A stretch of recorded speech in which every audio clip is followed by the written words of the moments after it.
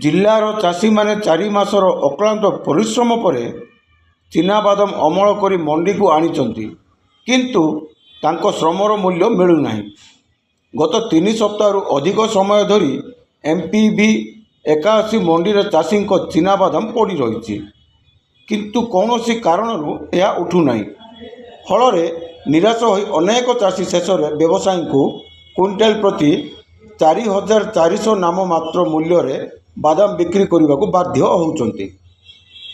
ଚଳିତ ବର୍ଷ FAQ ମାନର ଚିନାବାଦାମ ପାଇଁ ସରକାର ପ୍ରତି କ୍ୱିଣ୍ଟାଲରେ ନିର୍ଦ୍ଧାରିତ ମୂଲ୍ୟ 6,724 ଟଙ୍କା ଘୋଷଣା କରିଛନ୍ତି, କିନ୍ତୁ ଚାଷୀମାନେ ଅଭିଯୋଗ କରିଛନ୍ତି ଯେ ମଣ୍ଡିରେ ଗୁଣବତ୍ତା ଯାଞ୍ଚ ନାଁରେ ପ୍ରତି ସପ୍ତାହରେ 1ରୁ 2 କିଲୋଗ୍ରାମ ବାଦାମ ନେଇ ଯାଉଛନ୍ତି।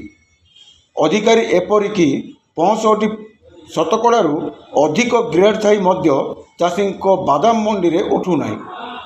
ଦିନ ରାତି ମଣ୍ଡିରେ ବାଦାମ ଜଗି ରହି ଚାଷୀମାନେ ଅସହାୟ ହେଉଛନ୍ତି।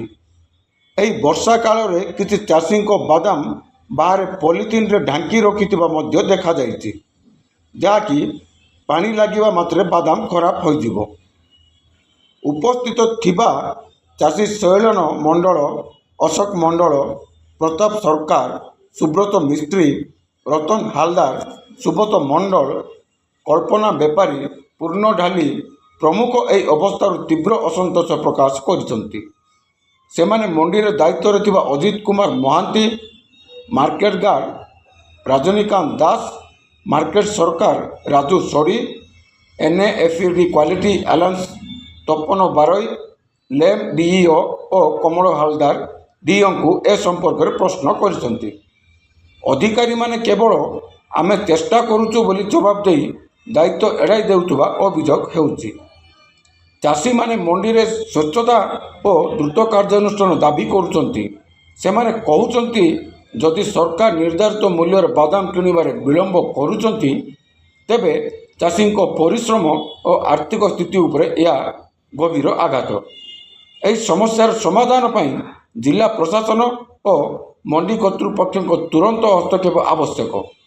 ଚାଷୀଙ୍କ ଅଭିଯୋଗକୁ ଗୁରୁତ୍ୱର ସହ ନେଇ ସମସ୍ୟାର ସମାଧାନ ନ ହେଲେ ଏହା ଆଗାମୀ ଦିନରେ ବଡ଼ ଆନ୍ଦୋଳନର ରୂପ ନେଇପାରେ ବୋଲି ଚାଷୀମାନେ ଚେତାବନୀ ଦେଇଛନ୍ତି। सर मो ना हूँ राजू सोढ़ी मो नाफेड आसती जो बादाम टेस्ट करने तो आमर जो आज कल जो गवर्नमेंट सेंट्रल गवर्नमेंट जो रूल नियम कर जो बादाम क्वालिटी तार 65 ରୁ 75% थी अच्छे जो 100 ग्राम नहीं आम टेस्ट करूँ से जदि थी बोले आम नाफेड जो क्वालिफाई करूँ तो सेमती आम टेस्ट करने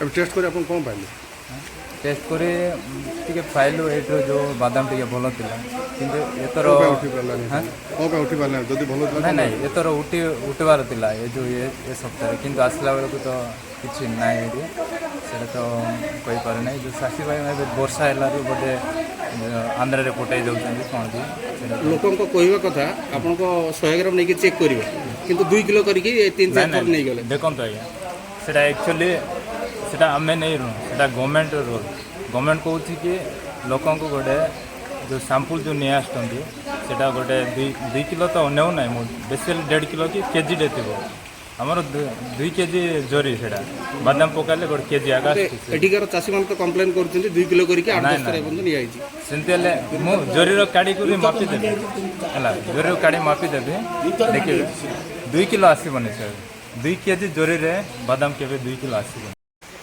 ना हूँ तपन बारोई कालीमला लैंप डाटा एंट्री ऑपरेटर चाषी मान अभियोग कर विषय कौन चाषी मान अभियोग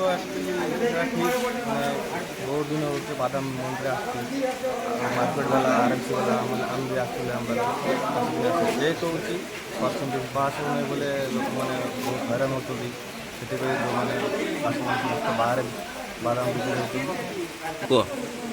चाषी मैंने बहुत दिन एमती बादाम पड़ता से बहुत असुविधार सम्मुखीन होती जो बाहर बादाम सब बिक्री होती केते सप्ताह गेट चेक कर 3 सप्ताह हो पूरा बादाम चेक हो 3 सप्ताह सोमवार सोमवार ମଣ୍ଡି ହେଉଛି ସପ୍ତାହକୁ 3 ସପ୍ତାହ ଯାଏ ସେଟ୍ ହେଉଛି। ଗ୍ରେଡ୍ କ'ଣ ବାହାରିଲା? ଗ୍ରେଡ୍ କାହାର 58, 65 ଅଛି, କାହାର ବି ଜଣଙ୍କର 70% ବି ଆସିଛି, ଆଉ ଏମିତି 65, 62 ସମସ୍ତଙ୍କର ଆଭରେଜ୍ ଏମିତି ଆସୁଛନ୍ତି। ଗଭର୍ଣ୍ଣମେଣ୍ଟର ନିୟମ କେତେ ଗ୍ରେଡ୍ ହେଲେ ମୁଠିଆ ବାଦାମ ଉଠିବ? ଗଭର୍ଣ୍ଣମେଣ୍ଟ ନିୟମ ହେଉଛି 65 ଆବଭ୍, 70 ଭିତରେ 65 ଆବଭ୍ ହେଲେ ଗଭର୍ଣ୍ଣମେଣ୍ଟ 65 ଏବେ ବାହାର ନାହିଁ କି ଗ୍ରେଡ୍? ହଁ ବାହାରିଛି, 8 ଜଣଙ୍କର ବାହାରିଛି। କ'ଣ ପାଇଁ ବାହାରିଲା, କ'ଣ ପାଇଁ ଉଠିଲାନି? ମୁଠିଆ କାରଣ କ'ଣ? ସେଇଟା ତ ଆମର ଉପରେ ଯେଉଁ ସାର ବିଷୟରେ ଆମକୁ କିଛି ଆଉ କହିନାହାନ୍ତି। ଏବେ ସେଇଟା ବସ୍ତା ଦିଆହେବ, ବସ୍ତା ଦେଲା ପରେ ସେଇଟା ପ୍ୟାକିଂ ହେବ, ପ୍ୟାକିଂ ହେଲା ପରେ ତାପରେ ସେଇଟା ଯେଉଁ ଗାଡ଼ିରେ ଯିବ ଗୋଡାଉନ୍କୁ ଯିବ। ଏତେ ସପ୍ତାହ ଧରି ହଇରାଣ ହେଉଛନ୍ତି ଚାଷୀମାନେ, ଦିନ ରାତି ଜଗୁଛନ୍ତି। ହଁ 3 ସପ୍ତାହ ଉପରେ ହେଇଯିବ ଜଗୁଛନ୍ତି ଚାଷୀମାନେ।